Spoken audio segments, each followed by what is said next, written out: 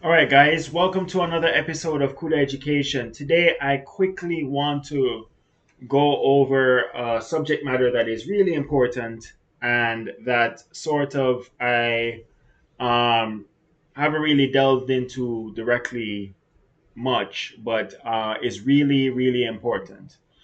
So, we're still on compute headless, the compute headless algorithm.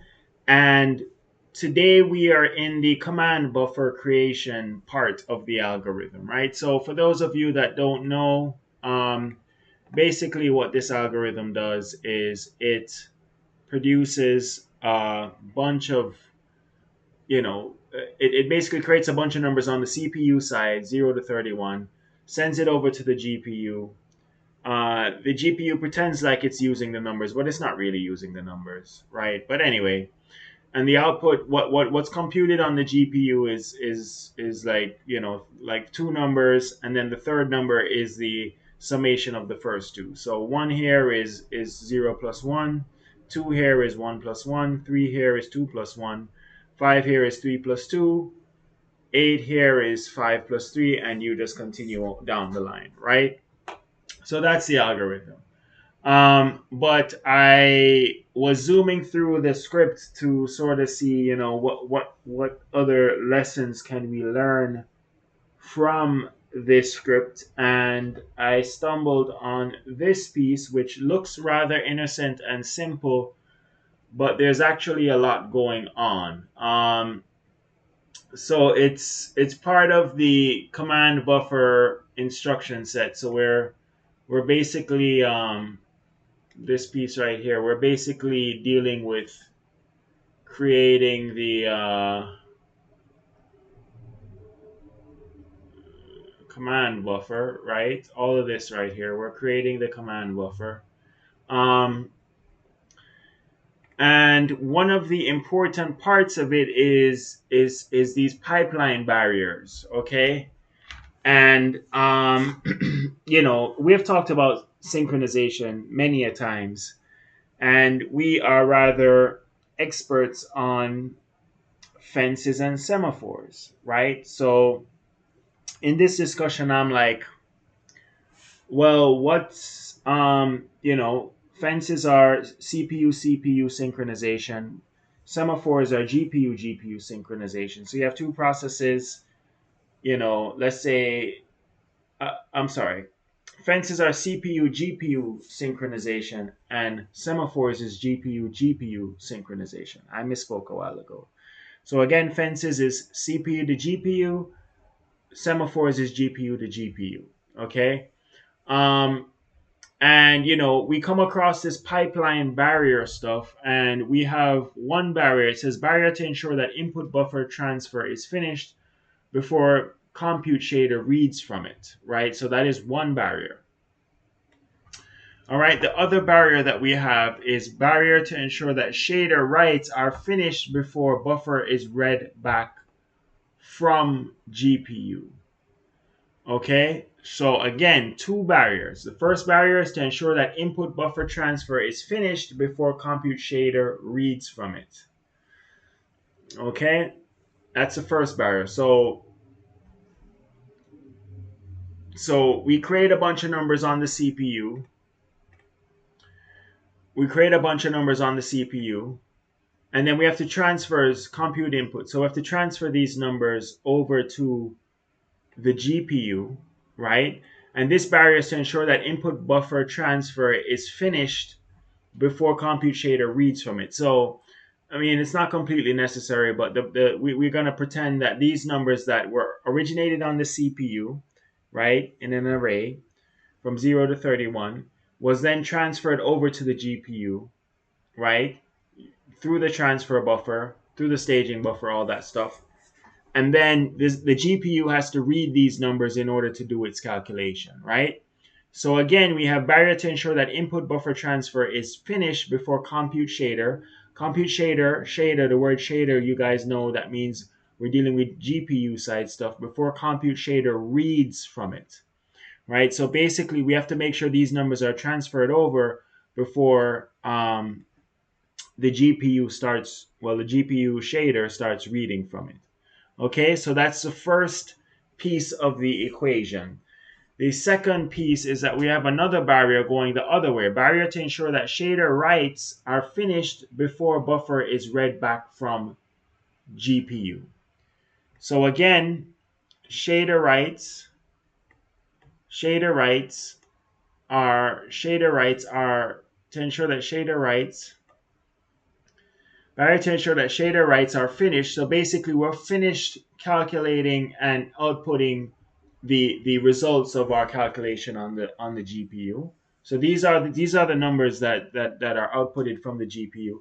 Barrier to ensure that the shader writes are finished before buffer is read back from the GPU. So before we start reading these results from the GPU, because we basically have to like transfer it back.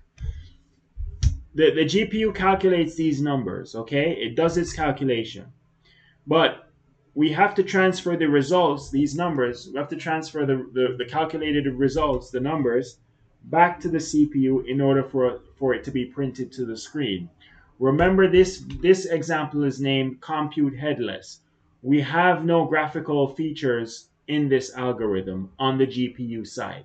The GPU never presents to the screen. The CPU presents to the screen. So these numbers here, even though it's calculated and resulted, the results are on the GPU, we have to transfer those numbers back to the CPU so that we could print it to the screen, aka print it here in the window that we're looking at. Notice that it's not glamorous or anything, right? Usually on the GPU side stuff, when we're presenting to the screen, it's all graphical and nice. Here it's just a simple um, standard output string stuff, right? It's just basic, right? But in order for us to do that, barrier to ensure that shader writes, right, the results numbers have been properly inputted, that shader writes are finished before buffer is read back from the GPU. Before we start before the CPU starts reading what the results are, we have to make sure that the GPU is finished calculating and modifying and doing whatever it does with the numbers, right? So, you know, this is another barrier that we have to contend with, right? So, one barrier is going from CPU, right? Buffer transfer is finished before compute shader reads it. Going from CPU to GPU, and we're transferring numbers from the CPU side to the GPU side and making sure that the GPU doesn't start reading and doing stuff with the numbers before the transfer is complete. So from CPU to GPU, we have this barrier.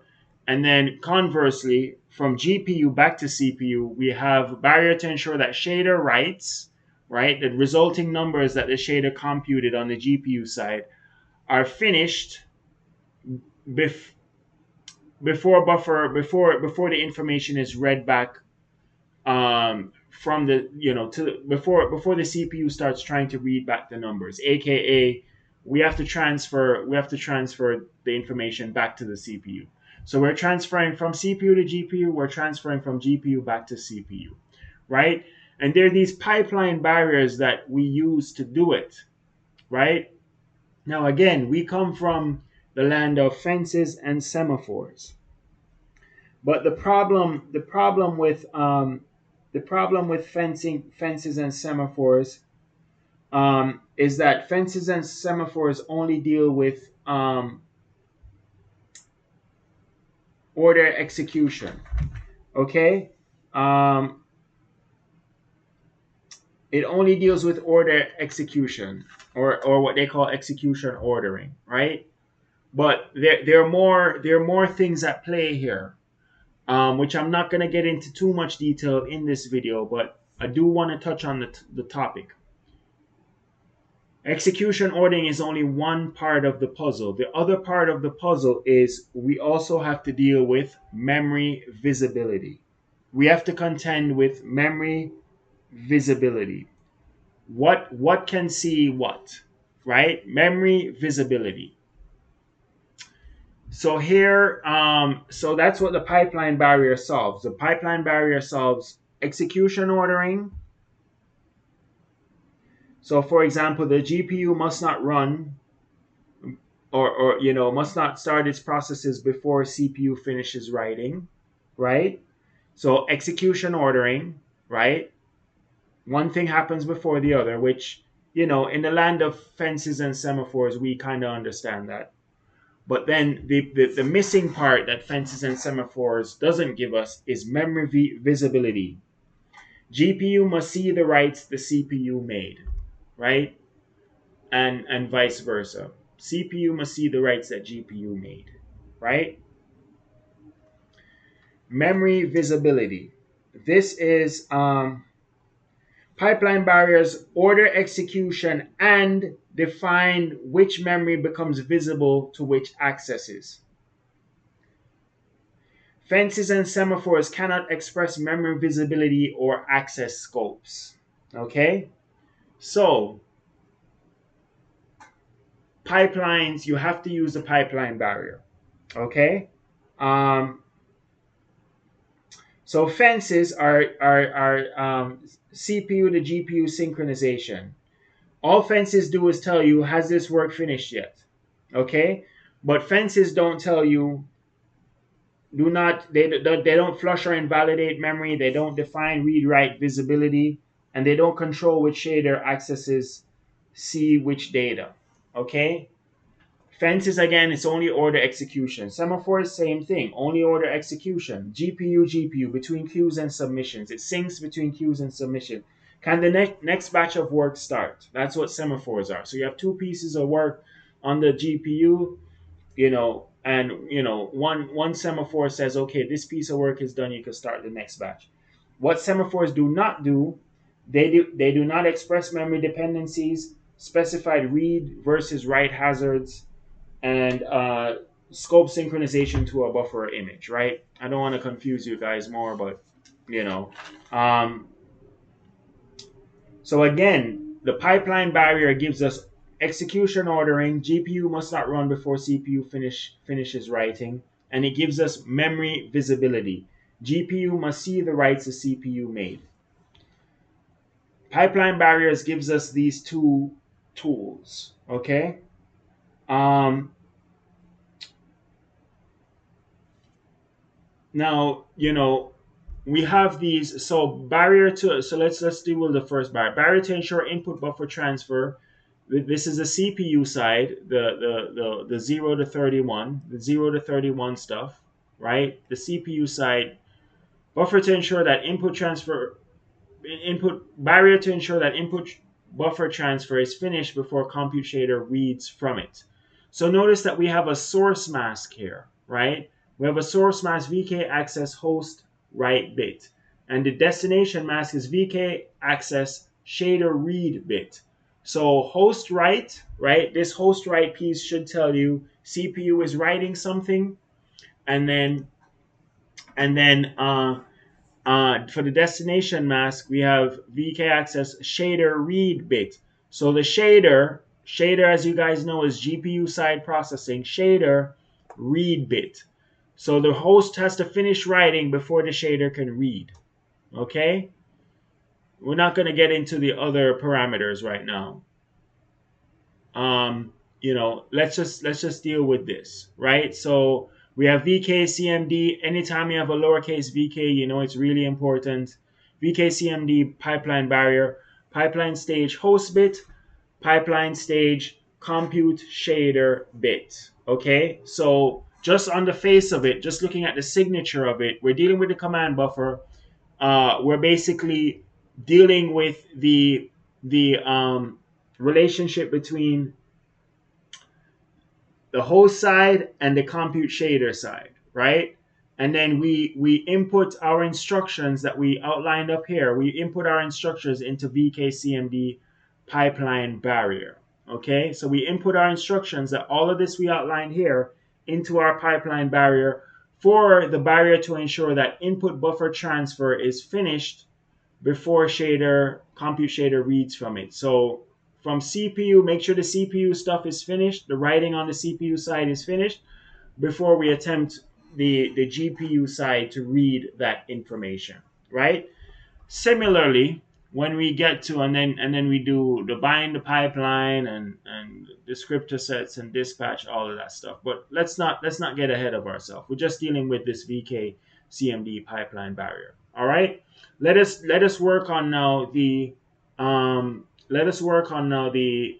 side of the equation. So now we're calculating our results. We're actively calculating our results on the GPU side, right? So all of this is GPU side calculations, right?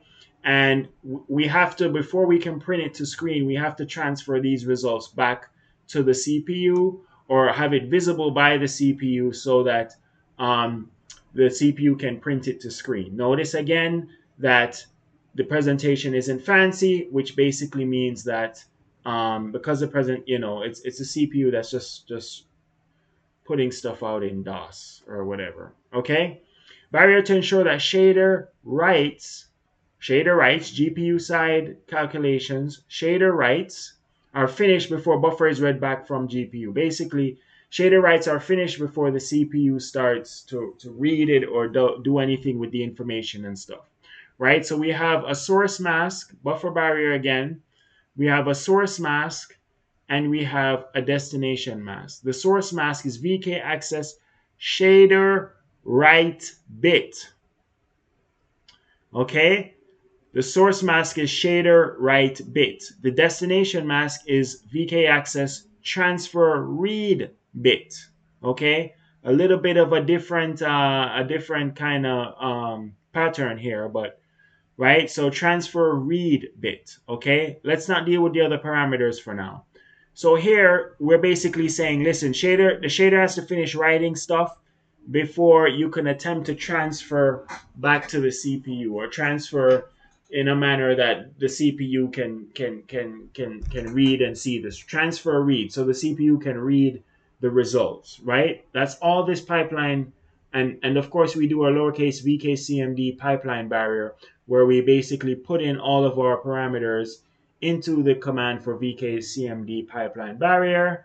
And again, we also outline the stages for this barrier. We have vk pipeline stage, compute shader bit, right? So remember, the source mask is the shader writes. So the first stage is the shader, compute shader bit, right? And the destination mask is the transfer read. So the pipeline stage is a transfer bit coming back over to the CPU. Okay. Um, I think I kind of want to stop here. Read back to the host buffer. Right, CMD copy buffer. Okay, yeah. Kind of want to stop here. We also have a third barrier. Forgot that we had a third barrier. But anyway, we'll try and follow along with that in a second, right? So again, notice the pattern here. Here we have host write for the source, right? Here we have shader write for the source, right?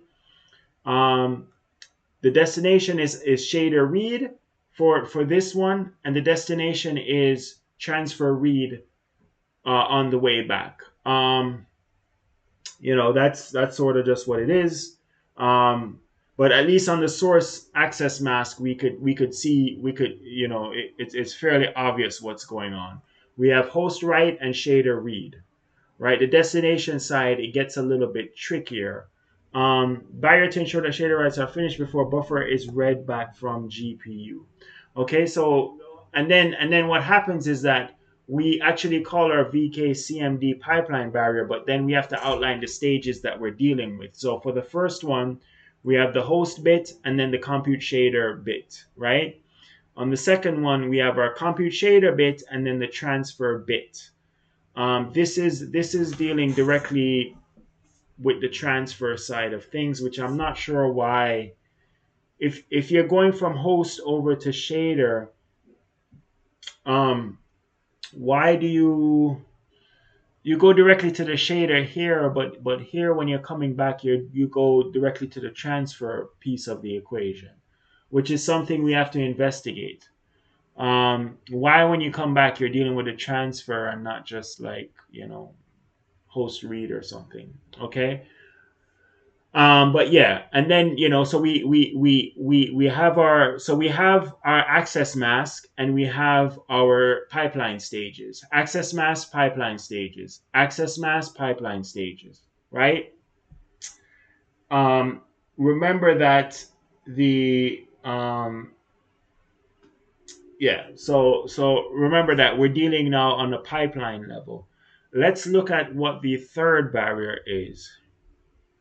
We're not even gonna get read back to host visible buffer, right? So we're reading back to the host visible buffer, vkCmd copy buffer. Okay, I guess that's why on the way back from GPU to CPU, we touch this transfer piece of it, right? And then we have to read back to host visible buffer, right? So we have to vkCmd copy buffer back to the host buffer. I mean, I'll have to investigate some more why that is. It probably has something to do with the how the memory was set up. Um, Barrier to ensure that buffer copy is finished before host reading from it. Okay, so here is a little nuance. Here is a little nuance. In this barrier, we're going from compute shader on the GPU to the transfer mechanism. Okay, from the compute shader on the GPU to the transfer mechanism. Here, we're going from the transfer mechanism because we have the source mask as transfer write bit as the source, and then the destination is access host read bit. Okay, so there's a little bit of a nuance. So going from CPU to GPU is like a one shot thing, but then going back from GPU to CPU, it's like a little bit more complicated because we have this transfer piece that we didn't have when we're going from CPU to GPU, right? So anyway, host read bit, destination mask host read bit. And then what happens is that these stages will give us a little bit more information, not really, but we have the transfer bit as the first stage, and then the stage host bit as the second stage. So we'll have to dive into that a little bit more, guys. We have to dive into that a little bit more. And then end command buffer. Um, I was hoping to get into memory flushes and stuff, but I guess for this piece, it might not be wise to get into that, right? Um, But there you have it, guys. This is from what I understand, the pipeline barriers are a heavier synchronization barrier than the other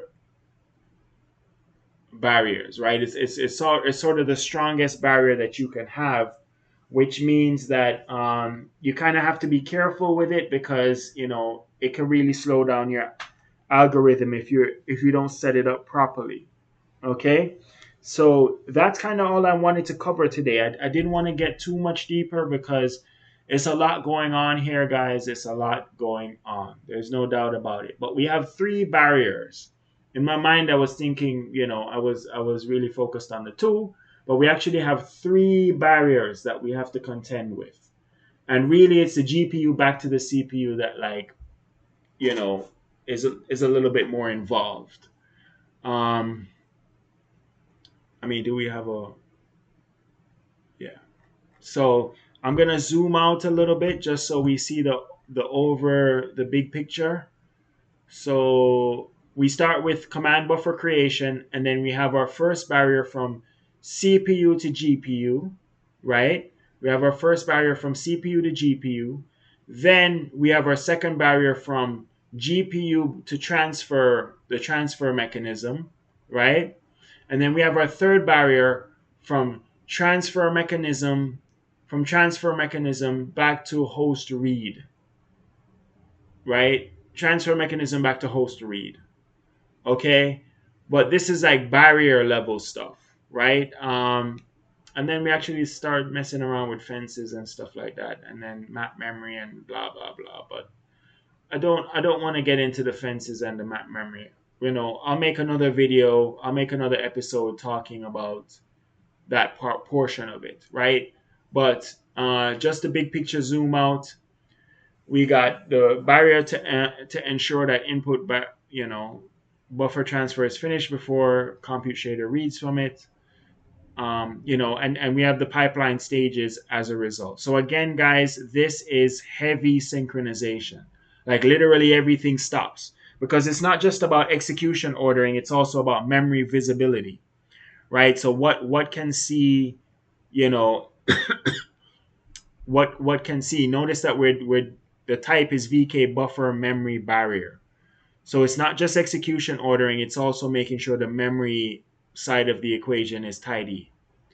The memory side of the equation is tidied up, right? So we have to make sure that that is sorted out before we proceed with all that we do.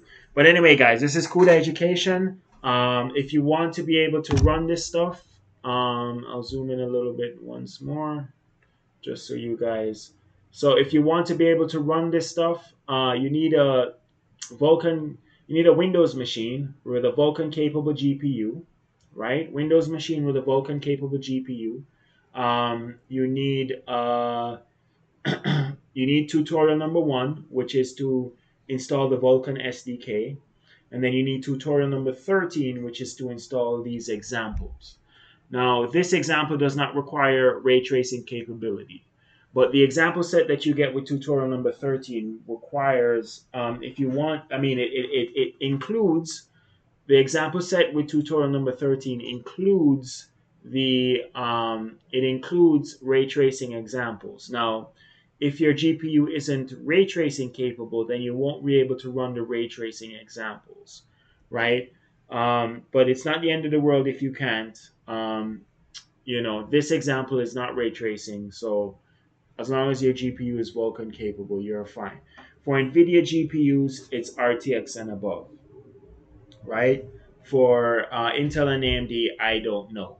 Now the thing is, in a lot of my videos, I do use Insight Graphics and Insight Compute, which are they are they are tools, profiling and debugging tools for the GPU processes and stuff, graphics and stuff like that, and performance. Profiling. When we say profiling, we're meaning, how fast is the application running and what are the bottlenecks and stuff. Those tools only work with NVIDIA GPUs. So, if you have a choice in which GPU, the NVIDIA GPUs, just because the tools I use, some of them for some of my videos, you won't be able to run them if you don't have an NVIDIA GPU. Okay. But anyway, guys, this is our discussion of vkCmd pipeline barrier. We will dive into it some more. I thought I could move on from this algorithm relatively quickly, but apparently that is not the case because there's a lot going on behind the scenes which I did not anticipate. I just thought we were going to create some numbers on the CPU, throw it over to the GPU using the staging buffer, do some stuff, some dancing and stuff, and then throw it back to the CPU and present to the screen. But in order to do that simple task, it requires a lot of instruction, and this is what makes people scared of Vulkan. But believe me, it's for a worthy cause, because the fact that all of this stuff is sort of accessible to the person building the instructions is very good, because that means you have control, low level control over everything, right? So we just take it one step at a time and work our way through the application. All right, guys, thank you for watching. This is CUDA Education. Like, subscribe, tell your friends. Have a good day.